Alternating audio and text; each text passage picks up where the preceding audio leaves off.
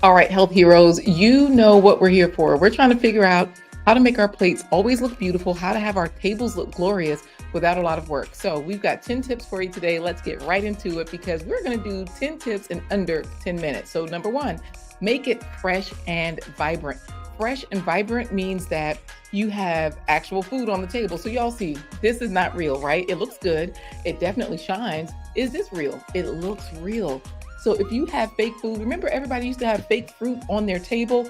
Y'all, that is just fine because a lot of times they have a certain sheen to them. As you see, these are all fake things, but they're fresh, they're vibrant because the colors pop. So keep it fresh and vibrant. This goes right into number two, texture and balance. Now, recently I was on a show with Dr. Neil Barnard. Y'all know I'm a Food for Life instructor. I'm certified Food for Life instructor with PCRM. Dr. Neil Barnard founded Physicians Committee for Responsible Medicine. So when I was contracted to be the food stylist, they told me, look, we need things to look good. We need a food stylist to come in and cook several dishes. So I had to think about texture. Was I going to take this on there with the doctor? No, this peanut, I've used it in stage plays. I've used it in other props, but this peanut is not the texture we wanted, right? So what I did do, I did use some of the other things that you see here, some of the actual food, because this food right here is going to give us texture and balance to the actual dishes that I cooked. Now let's go into the artistic garnishes, because this is where I crafted this bowl here to kind of show you how you can have those artistic garnishes as they really elevate your presentation. All of these are ingredients that were in the dishes that I had to cook. So anything that I had left over, for example, this kale was featured in several of the dishes.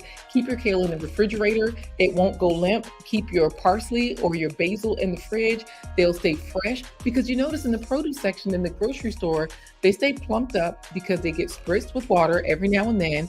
They have the light on them. And y'all know plants, they thrive off of light and water. That's pretty much two of the main things that they need to thrive.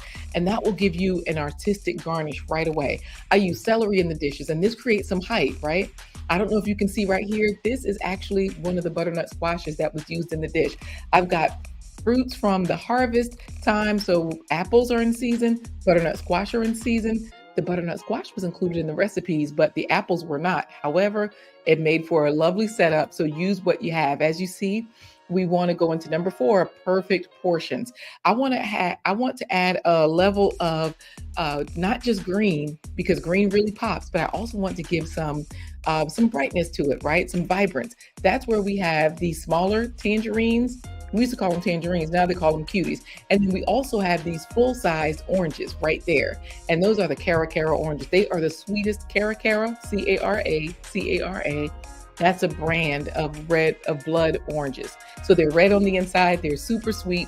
Let's get into number five, the rule of thirds.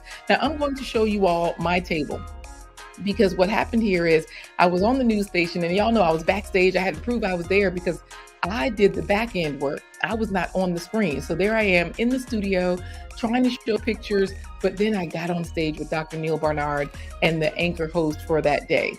So as you see, they are standing there with Dr. Neil Barnard, his book, and this was the full tablescape. I handed my camera off and then I got into the scene.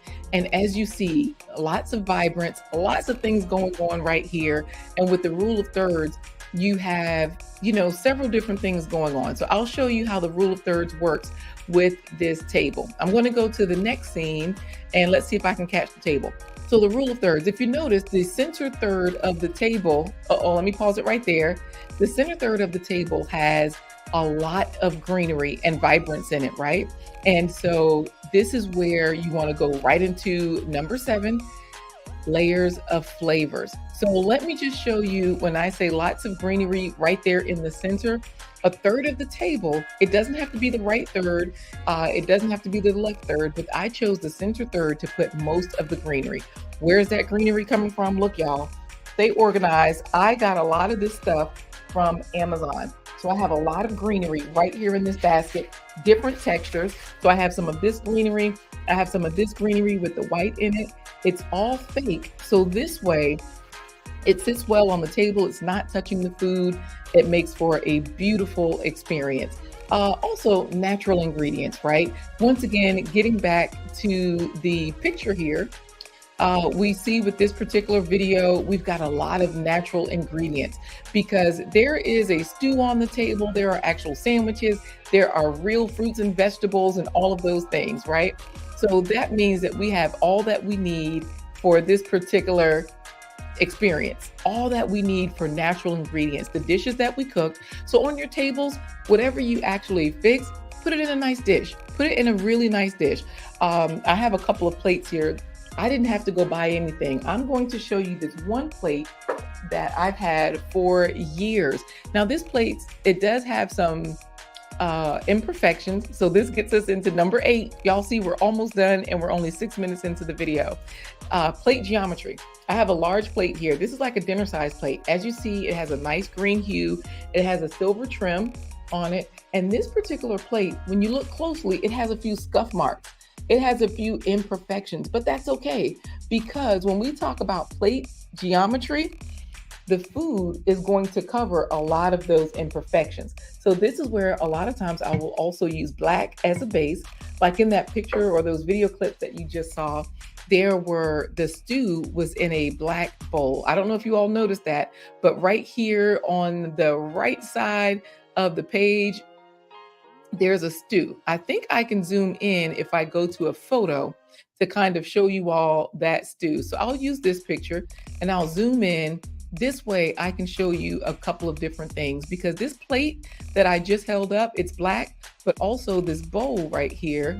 Let's see if I can, let me see if I can zoom in and here we go. Let's get right over here to the stew. It's in the black plate there. This fruit is in a wooden bowl. All the fruit is in a wooden bowl, and there you go. We've got a couple of different examples of how you can use plate geometry, not just saying, okay, let me make everything symmetrical on the plate, but just use beautiful plates. All right, y'all, we're just about done. Edible flowers. Make sure there are edibles on the table, not edibles that are going to change your experience and put you into another elevation or another mood, but edibles as in not just flowers, but your garnishes. They can be edible. I'm going to show you where on this particular table, these little quiches in this basket, right here in the center, I don't know if you all can see the mouse, some of the greenery is fake, but then there's kale because these little quiches had kale in them. So I actually used some of the kale there. So that's where we say edible, right? Now, a nice thing to do, I don't know if you all noticed that this green cup right here has coming out of it ginger, right? There's no ginger in any of these dishes. However, it was easier to put the ginger there because I've got a nice cup here. It can help things stand up inside of it. So this is where on your table, you can put something as simple as ginger. You can put carrots, even if it's just for lunch or dinner. When you have that color and vibrance around, it makes everything beautiful. And of course, let's finish up with minimalism. Minimalism does matter. This is the reason why right here on the plate, on the table, what I did was I made sure I just focused on the center thirds. If you notice over here where the books are, we wanted to bring attention to the book. So there's a low profile to the food on this side of the table. Everything is down low and we don't have as much greenery. We have greenery as a backdrop. Same thing on this side. Underneath this stew, you can actually see through. There's empty space under there. I could have filled it in, but I did not. I left it. There's no greenery over here on the border. Just those pumpkins and then some real food, some fake food, and all of those things. And speaking of which, I don't know if you can see them, but when we say minimalism matters, use small scale items also. This little jar has brownie bites in it. So you can have this jar open on the table. People will feel compelled to take a bite, take a little bit, and it will increase their appetite, even if they don't have any. Just seeing these things will really increase everybody's experience. So you all know what to do. Be a health hero for your loved one. I'm Chef LaQuita Marie. If you've enjoyed this content, you know what to do. Give us a thumbs up, share this content with someone else in a text, in an email, anywhere. The holidays are coming up. There's always birthdays coming up. Make sure you are a health hero for your loved one. Make sure you're always giving your best. Put the beauty out there. Don't be afraid. Take care, everybody.